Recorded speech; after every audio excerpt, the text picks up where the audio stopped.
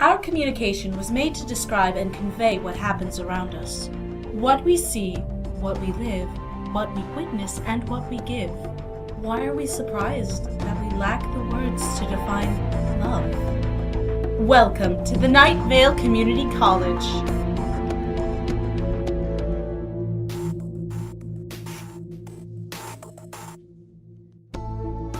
There was once a boy named Danny Lay, 2 N's and an Y. Danny was born in a small town in the middle of a beautiful desert, where the sun was hot, the moon was beautiful, and mysterious lights passed overhead while the inhabitants pretended to be asleep.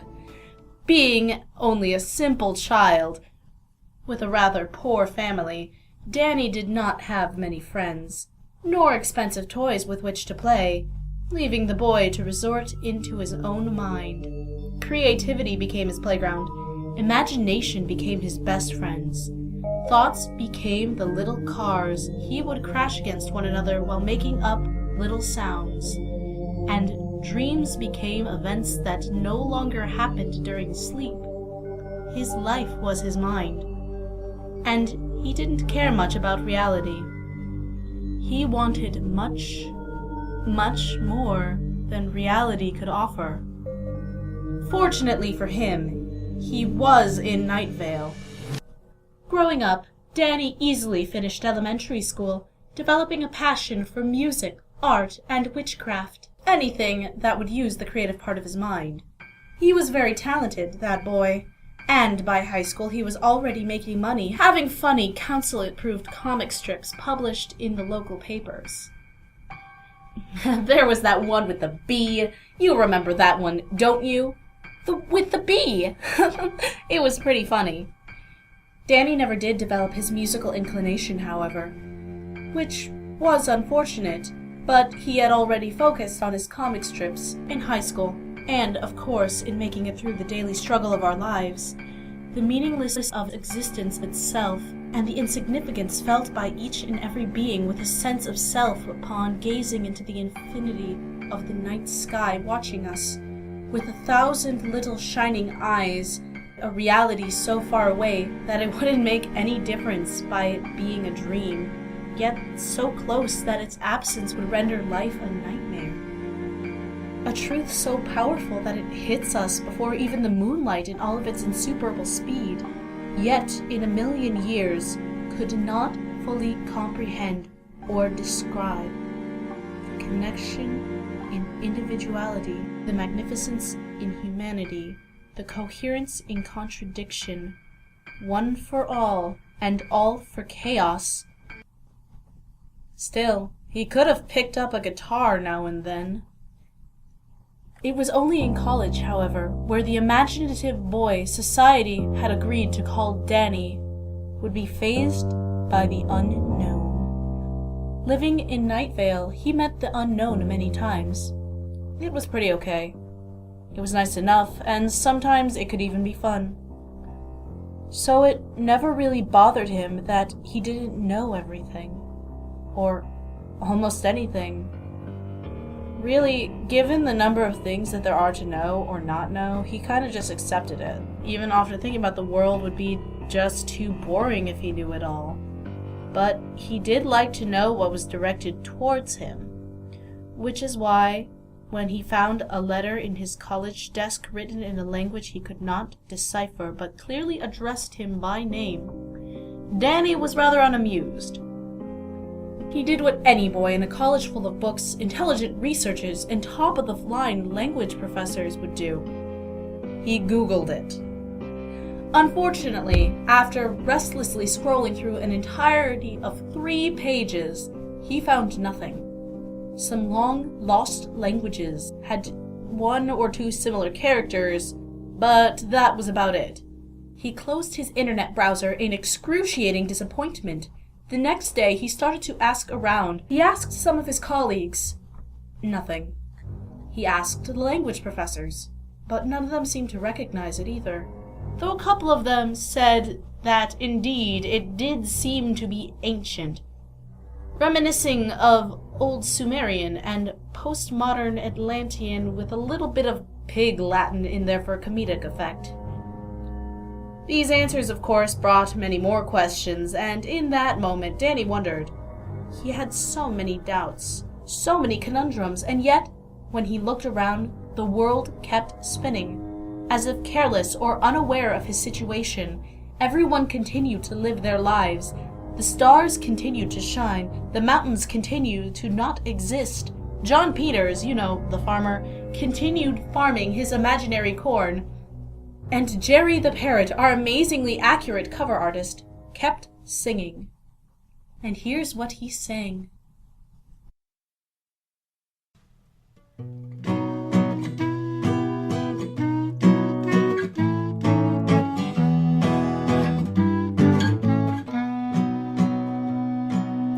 We are something you cannot recall, just on the tip of your tongue, just a moment lost in the fabric of everything, all time and space, and the war that you've won. And you tried to forget us, you had to, we guess, and doctor, you tried to move on.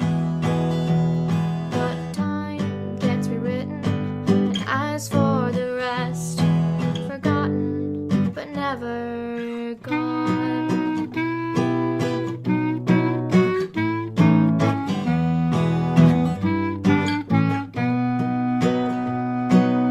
We are 2 billion children, you counted one death at a time, and we hung there over your head and your heart, your forgotten crime. And you needed to forget us, but you never could.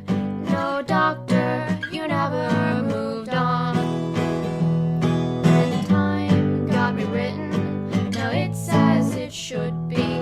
Never forgotten, no longer gone. We are Gallifrey, Gallifrey is our home.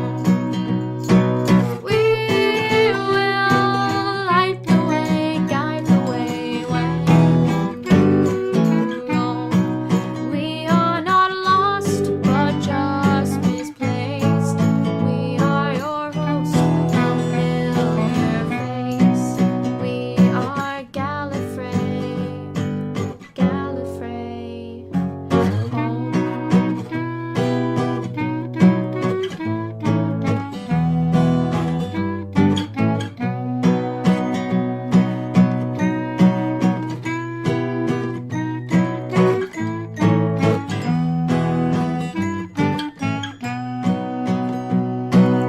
We are golden and older than time itself, older with each passing day, lying locked in the ticking of clocks after you lit the skies of poor Gallifrey. And your heart grew so heavy with each dying scream, and you knew you could never go on.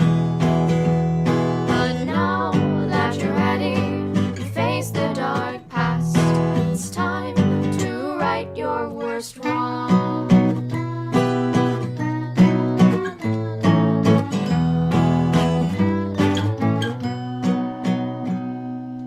We are everything you ever knew, every last thing that you are. And now we are painted on both of your hearts, shining bright as the stars. And you'll never forget us, and we won't forget you. And now, as the time's moving on, come home, oh doctor, to where you belong, where the things that are gone are not truly gone. We are Gallifrey, Gallifrey is our home. We will way when you roam. We are in a lost but just misplaced. We are your most familiar face. We are Gallifrey, Gallifrey. We are Gallifrey, Gallifrey is our home. We will light the way, guide the way when you roam. We are not lost, but just misplaced. We are your most familiar face. We are Gallifrey, Gallifrey home.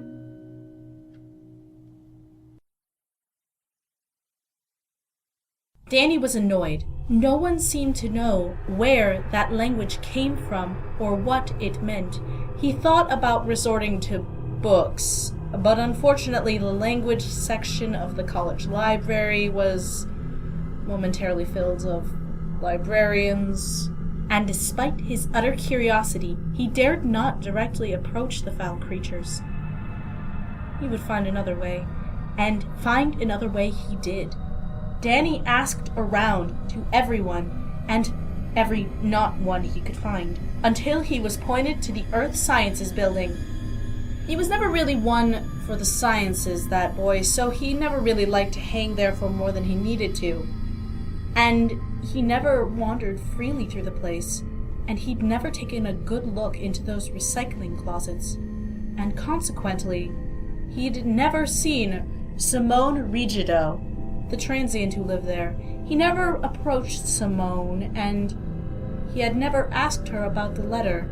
And of course, she never answered, but in that moment they had done all the things that they had never done. This? Oh my son, this is the language of dragons, she said, looking over the strange letters. Do dragons have a language? Asked Danny, a little bit more confused, having spoken to a dragon once and been perfectly understood. Well, not anymore.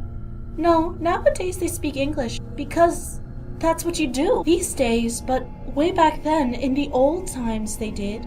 A beautiful, beautiful languages, varying in a couple dialects, and some pretty weird accents, especially the southern ones, had a little extra pitch. Can you translate it for me? Danny asked, now finding hope once again. That, Simone said, getting closer to Danny, with an enigmatic but confident gaze. That depends. Depends on what? Asked the boy. Simone looked once more at the latter.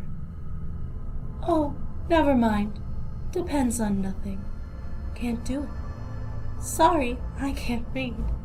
I know what it says, but only dragons can translate it. It's up to you, kid. Good luck. Danny couldn't see any logical sense in what Simone had said, and he thought about asking why. But something stopped him. He didn't really know what, and he knew he would never find out, so he took the letters back with a thankful nod and stepped silently away as Simone watched him doodling a caricature of the giraffe in an old Big Rico's wrapper. Danny had now made a clearance of his goal. It made sense that no one knew the ancient dragon language, as there was only one known dragon in the whole town, and he was hardly ancient. But still, he was the best option at the moment. Besides, he had 5 heads. At least one of them should have known something.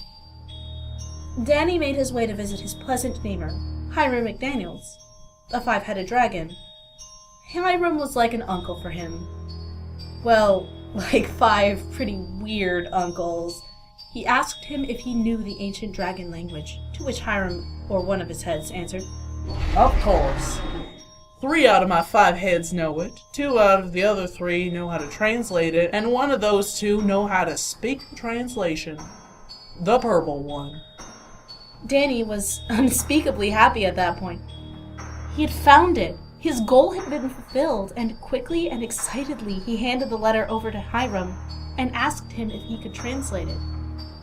It would mean the world to him, although he didn't quite know what the world did mean. Once again, Hiram answered, "Of course." He positioned the paper close to his purple head's mouth so his eyes could see the beautifully handwritten inscriptions and opened his ferocious mouth to read it. "It's Sayre."